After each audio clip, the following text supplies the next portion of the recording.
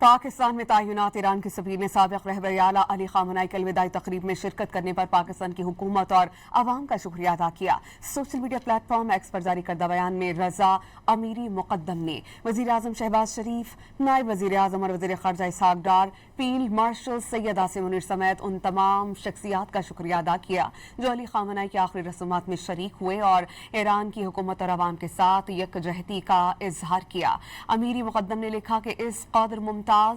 आला सतह और बड़ी तादाद पर मुश्तमिल पाकिस्तानी वक्त की मौजूदगी दोनों बरादरी ममालिक के दरमियान पायदार दोस्ती, बाहमी एहतराम और बरादराना ताल्लुकात की गवाही है।